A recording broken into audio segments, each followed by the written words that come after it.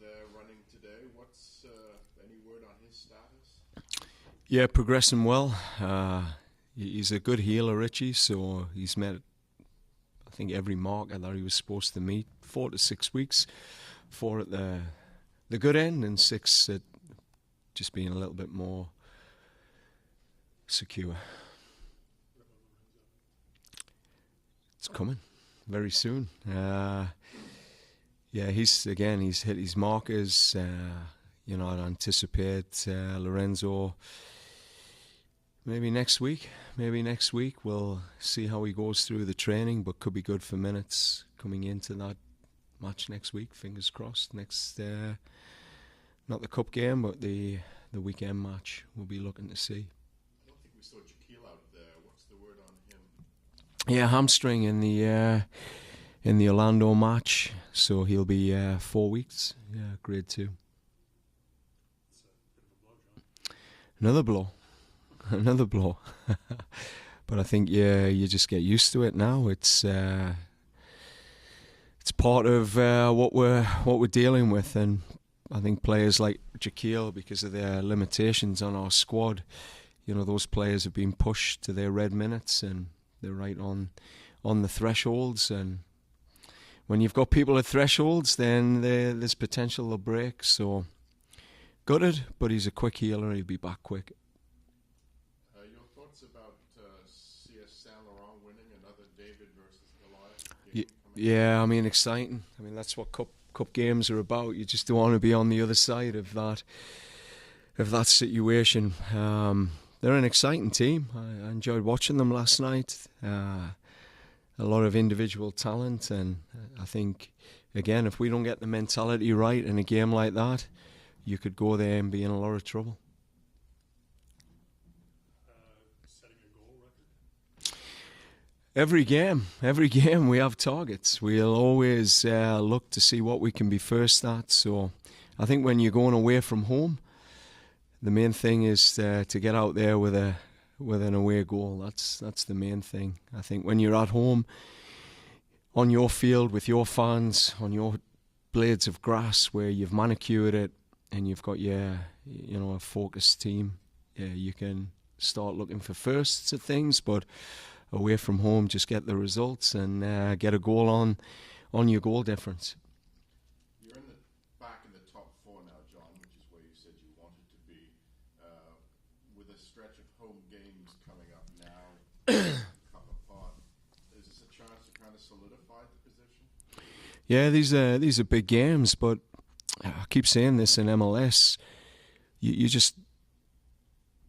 can't guarantee anything. The form guide just doesn't seem to run true to form. I mean, I was looking at Seattle, watching that game against Philadelphia the other night, and to think they'd be 3-0 up at Philly, yeah, it just blows your mind.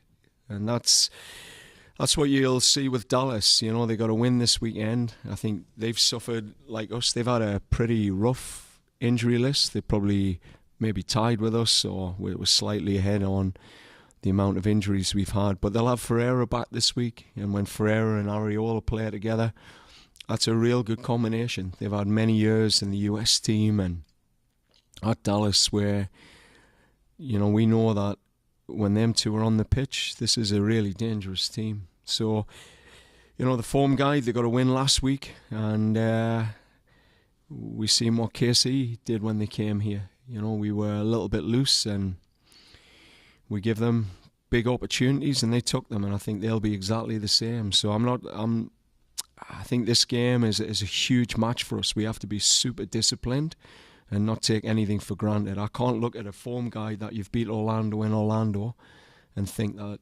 anything's going to happen special here. You've just got to grind it out and be professional. Tactically, what kind of proposition is Dallas? Well, I think they'll match our shape. I was interested in Nico Estevez's sort of style of player when he came in. It was very similar to what I'd seen at the US men's national team, and that 4-3-3 and variations of that. But this season, I think after the start, he shifted to a back 5 structure. And he's gone to places like St. Louis, which is a tough place to go on the road and get results, keeping that scoreless. So, you know, what I've seen is they're a very organised team, and if you give Liam Fraser time and space, he'll find those balls behind your back line. And they haven't had Areola and Ferreira on the pitch together starting a game this season, so I don't think anyone's really seen the best of this team. And with a week's preparation, I'm sure we're in for a tough match. There was some talk earlier, John, about a couple of people moving out, maybe on loan or something. Is that still in the works? Yeah, I mean, that's what we've been looking at. I think for players, I'm pretty clear on the profiles that I need at this club to keep us moving forward. You know, that's driven all of our conversations, and, you know, young players, particularly if we feel they'd be better served getting minutes in other environments. If we can't guarantee young players good minutes, they need to be playing. They need to be playing in their careers and building experiences. So wherever that can happen, we'll make it happen. Does that sort of pertain to Io and Jordan? Because obviously they haven't been out there. Yeah, I mean, we're working through all of our players at the moment. Any player that isn't a regular starter in our lineup, we may be looking for those loans. Why aren't they with the team in the interim then? Well, I think we're pretty clear that their future needs to be away from Toronto FC to develop their careers. So we're just in the process of establishing what the loans can look like. Any updates on how Shane and Brandon progressing? Yeah, Shane, it was as we said, it was a long injury. It was a grade 4 sort of quad. That takes a good while. So, you know, Shane's probably about 5 weeks away. But progressing well, day by day. And Brandon, again, you're looking more mid-June, early July at the best end. As I've said with ACLs, we just won't rush Brandon back. Even if our squad's looking a bit thin, he won't be rushed.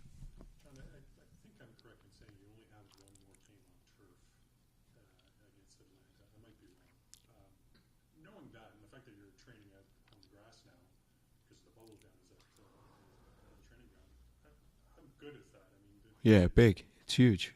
It's absolutely huge. I mean, one, you get 2 pitches so you can train properly, and, you know, professional teams nowadays, they don't train on one field. They train on 2 fields, and so that's a big start. But as you're aware, we think it's going to be a big change for us. I think some of the ailments we've suffered is just down to our context, and the grass will make a difference. Is there any sort of like talks about putting some sort of underground heating system under the grass at the training ground, so that way you don't have to go in the bubble, and maybe that cuts down the injuries?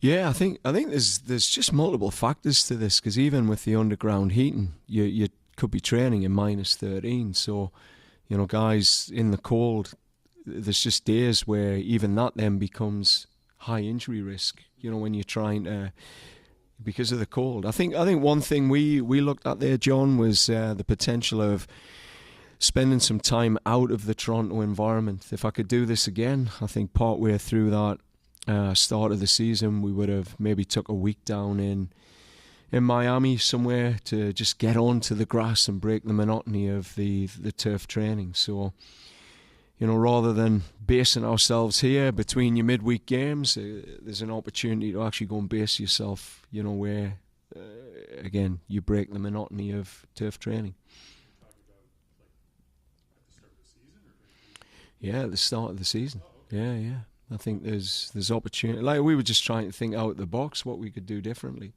You know, we could intersperse definitely some grass training in warmer climates.